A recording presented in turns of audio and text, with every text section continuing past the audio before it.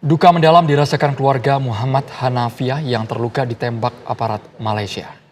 Istri Hanafia terkejut setelah menerima telepon dari suaminya yang meminta tolong karena terluka dan ditinggalkan di sebuah perahu.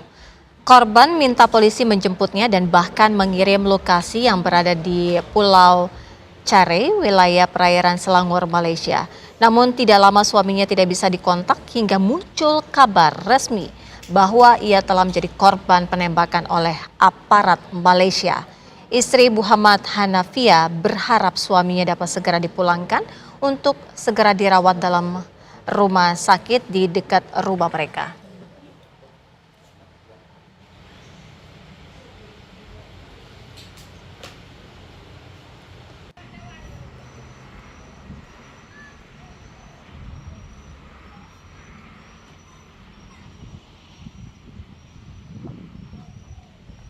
Lantas bagaimana kondisi suaminya saat ini? Karena Hanafiah merupakan satu dari sekitar 4 WNI yang dinyatakan selamat dan sudah pulang dari rumah sakit. Kita langsung ajak Anda bergabung bersama dengan Mawada, istri dari Hanafia. Assalamualaikum Ibu Mawada. Ya, waalaikumsalam. Ya, Ibu Mawada, kita turut prihatin dengan apa yang menjadi kondisi suami Anda. Tapi kondisi terakhir apa yang Anda dapatkan mengenai kondisi suami Anda, Ibu?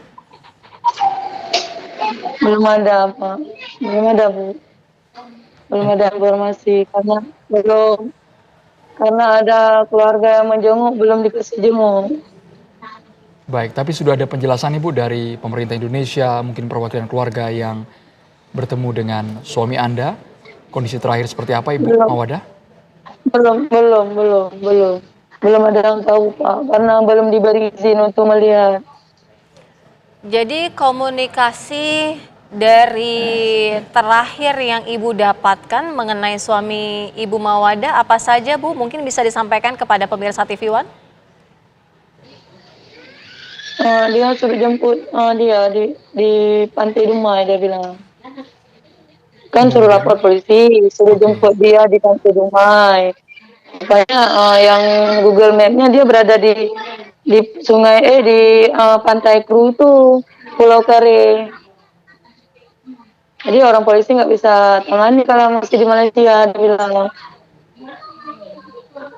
Ibu Itu tahu Bu. tapi soal kejadian antara aparat Malaysia dan kapal yang ditumpangi suami Anda Ibu? Nggak tahu saya. Saya cuma lihat berita di TV. Karena curiga saya kejadian di Pantai Ru waktu di Malaysia sama kayak kejadian yang dikirim Google Map itu sama suami saya. Ya, Ibu Mawada sempat mengetahui tidak kondisi kesehatan dari suami Ibu sejauh ini bagaimana? Atau Ibu memang belum bisa mendapatkan informasi apapun juga? Belum. Saya lihat di berita aja belum ada kabar, belum ada kabar. Baik, Ibu saat ini dari pemerintah kita sedang mengupayakan agar para korban selamat segera pulang ke Indonesia. Dari pihak keluarga ada yang ingin Ibu sampaikan mungkin? Saat ini kita lagi live Bu di Kabar Petang.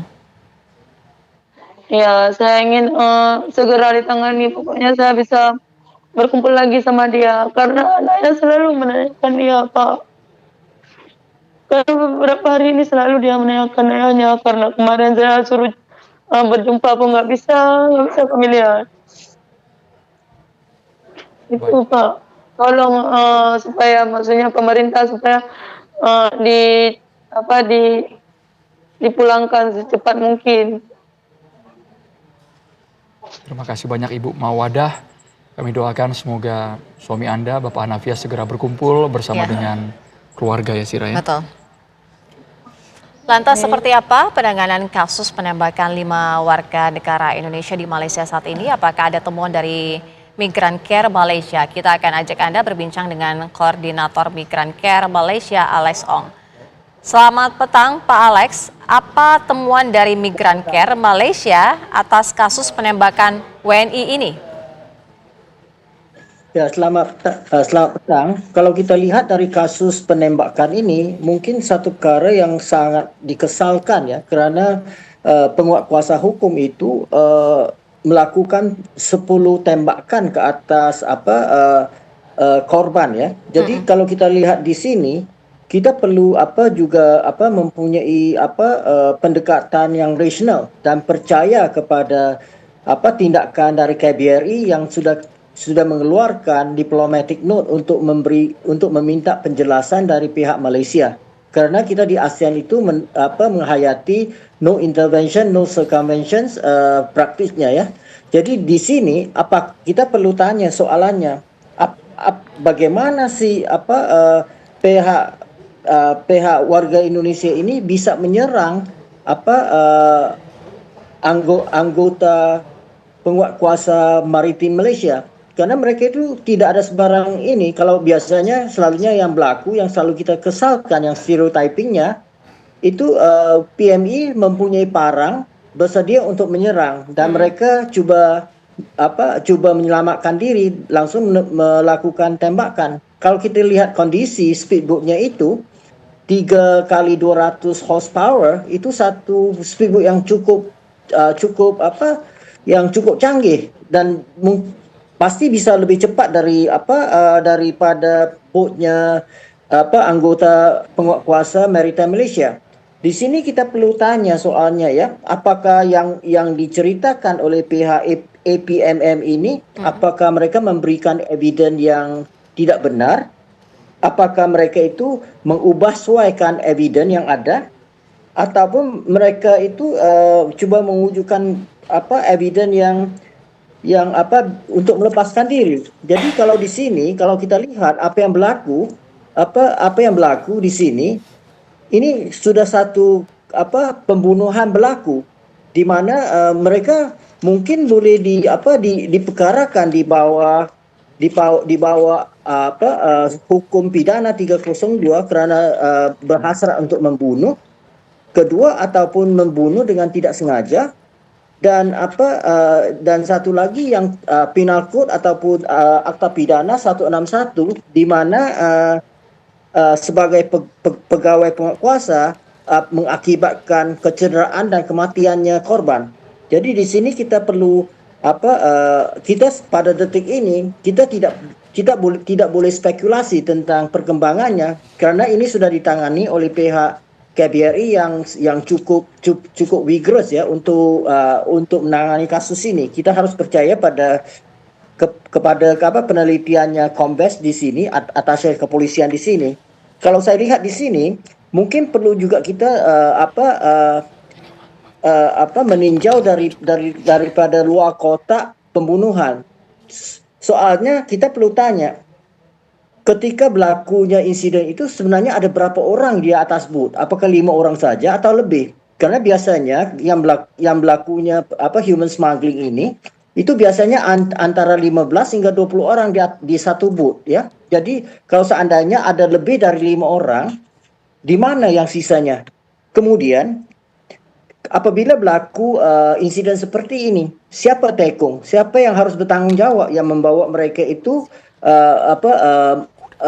mengikut jalan tikus ini keluar? Jadi ini juga perlu diteliti, bukan hanya kepada insiden ini, tapi pelakunya yang sedang yang mengadakan human smuggling activity ini. Jadi pada pandangan saya, dari pihak KBRI, atasnya kepolisian harus bekerja sama dengan pihak PDRM untuk melakukan penelitian bersama dan membuat laporan yang transparan supaya bisa mendapat satu jawaban yang transparan ya. Dan apalagi perkara ini berlaku waktu kunjungan Presiden Prabowo ke Malaysia berjumpa dengan Anwar Ibrahim. Saya harap Bapak Presiden juga bisa bisa mendengar kami, Pak Alexong. Dan untuk penelitian ini dimohon supaya dia dilakukan oleh kedua-dua negara. Bisa mendengar kami, Mr. Alex. Saja. Pak Alex, kami ingin tahu, berarti dari pengamatan Migran Care secara prosedural apakah ada yang dilanggar dan harus dijatuhi sanksi, Pak Alex? Kalau saya lihat di sini, yang penting itu kita perlu teliti dari segi SOP penguatkuasaan hukum, ya. Apakah pihak penguatkuasa, agensi penguatkuasa itu mengikut prosedurnya? Apakah memberi tembakan amaran sebelum melakukan tembak ke atas korban? Itu sangat penting. Kemudiannya dari korban itu, apakah mereka itu coba menghindari daripada amaran itu. Jadi apa saja jua pun menembak dan mencederakan korban itu bukan satu perkara yang sangat diingini. Ini tidak bagus, kerana dari sisi pelaksanaan hukum perlu ada elemennya untuk prosedur pengurusan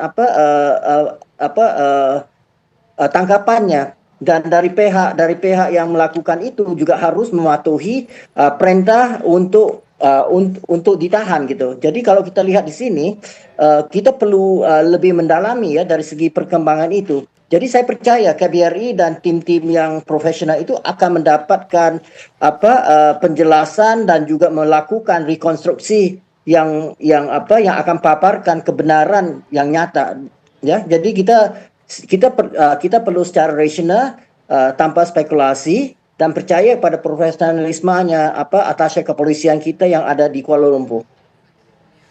Baik, terima kasih Koordinator Migran Care Malaysia Alex Ong sudah bergabung bersama kami di Kabar Petang. Kita harapkan sama-sama akhirnya menemukan titik temu ke depannya. Terima kasih.